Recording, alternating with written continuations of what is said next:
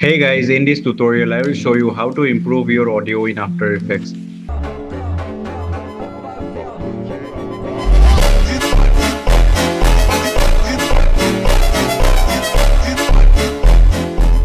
So let's get started. First, mark the beats of your song.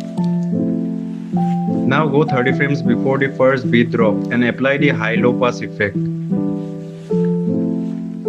Set the cutoff frequency to 400 and add a keyframe. Also add keyframes for dry out and wet out. Next, move 30 frames forward and set the cutoff frequency to 1 and dry out to 100.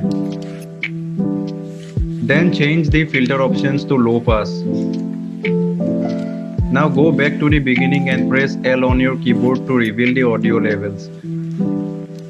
Set the audio level to -4 decibels at the start and 0 decibels where your edit begins.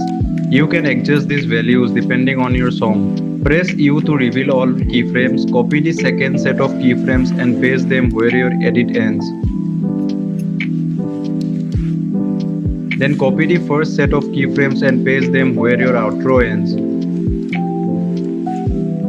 And that's it, your audio transition should now sound much more smoother and more professional.